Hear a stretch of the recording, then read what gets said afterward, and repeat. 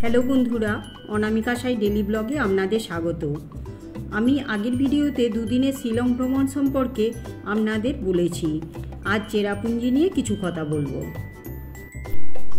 16ই April সকাল 8টা নাগাদ barbaric hotel থেকে চেক আউট করে শিলং ভিউ পয়েন্টের উদ্দেশ্যে বেরিয়ে পড়লাম। শিলং ভিউ পয়েন্ট 9টায় খোলে। এয়ারফোর্স বাউন্ডারির মধ্যে হওয়ায় প্রাইভেট কার এখানে অ্যালাউ করে না। আমাদের বুক করা গাড়ি বাউন্ডারির বাইরে রেখে 200 টাকা দিয়ে লোকাল গাড়ি ভাড়া করতে হয়। বাউন্ডারির ভিতরে ঢোকার জন্য আইডি প্রুফ দেখাতে হয়।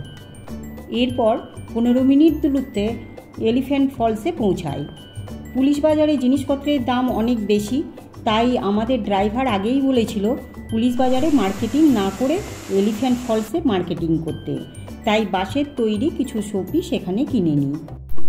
এরপর চেরাপুঞ্জির উদ্দেশ্যে রওনা দিলাম। চেরাপুঞ্জির সাইট সিন শুরু হয় ম্যাকডক ভিউ পয়েন্ট দিয়ে।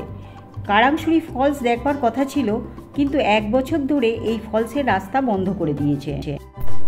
এরপর গার্ডেন অফ কেভস দেখতে চলে যাই। এখানে 11টা স্পট আছে, কিছু কেভস আর কিছু ফলস এর মধ্যে রয়েছে।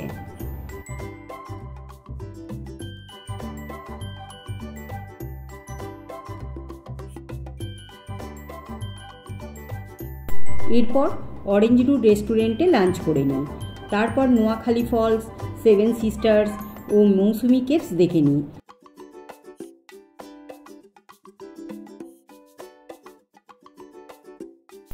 সেভেন সিস্টার্সে জল প্রায় ছিল না বললেই চলে। অনেক বৃষ্টি হলে 7টা ওয়াটারফলস দেখা যায়, তাই এর নাম 7 সিস্টার্স।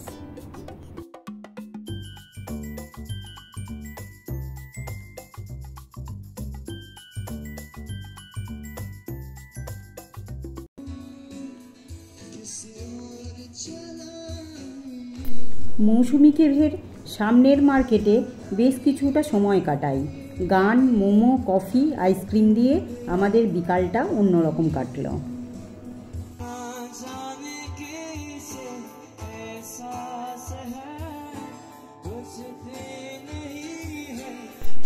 প্রায় 1 ঘন্টা এখানে বসার পর বিকাল 5:30 নাগাদ পৌঁছাই আমাদের চেরাপুঞ্জির হোমস্টেতে।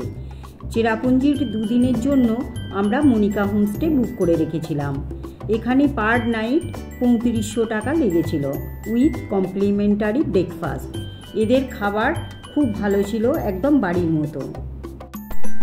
17ই এপ্রিল সকাল 6:45 নাগাদ রুট ব্রিজ ট্রেকিংয়ের জন্য গাড়ি করে বেরিয়ে পড়ি। আমাদের হোমস্টে থেকে ট্রেকিংয়ের স্টার্টিং পয়েন্টের দূরত্ব 15 কিলোমিটার। 7:20 নাগাদ ট্রেকিং শুরু করি। এই যে আমরা এখন চলে এসেছি ট্রেকিং করতে। সামনে আমাদের গাইড যাচ্ছে। আমরা 7:20 নাগাদ স্টার্ট করেছি। গাইডও নিয়ে নিয়েছি। গাইড আমাদের কাছ থেকে 1000 টাকা নিয়েছে। রোদ উঠেছে, 2 দিন ধরে খুব বৃষ্টি হচ্ছিল। ভাবছিলাম কি জানি ট্রেকিং করতে গিয়ে আমরা কীরকম আবহাওয়া পাবো, কিন্তু ওয়েদার একদম আজকে ক্লিয়ার।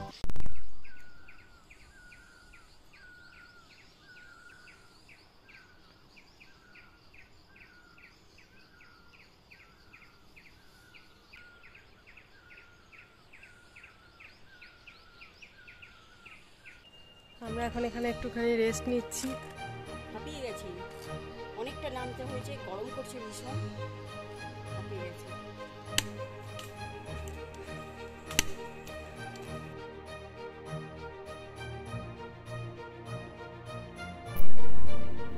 নটা 15 রুট ব্রিজে পৌঁছাই।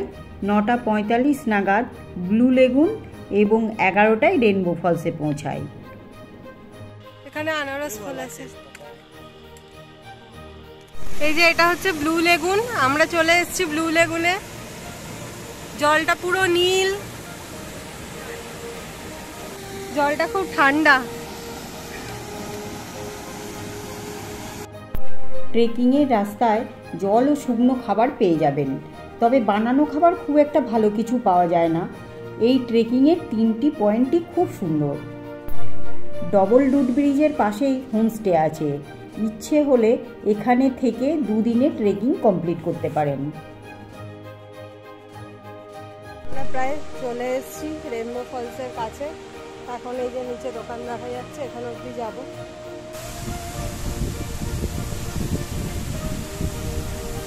আমরা রেনবো ফলস দেখে আবার 3টে নাগাদ স্টার্টিং পয়েন্টে ফিরে আসি। আমাদের গাড়ি এখানেই ওয়েট করছিল। 18ই এপ্রিল সকাল 8টা নাগাদ হোমস্টে মনিকা থেকে বেরিয়ে পড়ি গৌহাটির উদ্দেশ্যে। আজকের পুরো রাস্তায় কোনো ভালো খাবারের জায়গা না থাকায় ড্রাইভারের কথা মতো ভারী ব্রেকফাস্ট করেই বেরিয়েছিলাম। এরপর রাস্তার সৌন্দর্য দেখতে দেখতে ইন্ডিয়াজ ক্লিনেস্ট ভিলেজ মৌলিনংয়ে পৌঁছে যাই। আমরা ডাউকি যাব না, আপনারা ইচ্ছে করলে মৌলিনং দেখে ডাউকিতে নাইট স্টে করতে পারেন। কামাখ্যায় পৌঁছাতে প্রায় সন্ধে 6টা বেজে যায়। মন্দিরের পাশেই শ্রীনিবাস কামাখ্যা ধামে আমাদের বুকিং ছিল। রুম বেশ পরিষ্কার পরিচ্ছন্ন। এক রাতের জন্য 2000 টাকা নিয়েছিল। পৌঁছেই স্নান সেরে মন্দির দর্শনের জন্য বেরিয়ে পড়ি।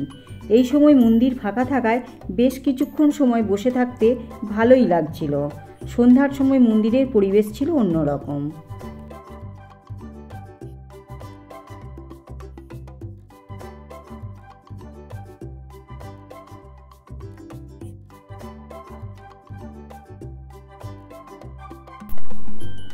এপ্রিল ভোর 5টায় উঠে নীলাচল ভিউ পয়েন্ট দেখে আর একবার মন্দির দর্শন করে স্টেশনের উদ্দেশ্যে বেরিয়ে পড়ি। আগের দিন রাতেই গাড়ি বুকিং শেষ হয়ে যাওয়ায় মন্দিরের সামনে থেকে 400 টাকায় একটি ট্যাক্সি নিয়ে স্টেশনে পৌঁছাই। সরাইঘাট এক্সপ্রেসে 20 তারিখ ভোর 3:30 নাগাদ বর্ধমান স্টেশনে পৌঁছাই। এভাবেই 7 দিনের ট্যুর শেষ হয়। আমার ট্যুর প্ল্যান ভালো লাগলে অবশ্যই আমার চ্যানেল সাবস্ক্রাইব করে আরও ভিডিও বানাতে উৎসাহিত করুন। কমেন্ট করে জানান আমার ভিডিও কেমন লাগলো। আপনারা সুস্থ থাকুন, ভালো থাকুন আর আনন্দে থাকুন।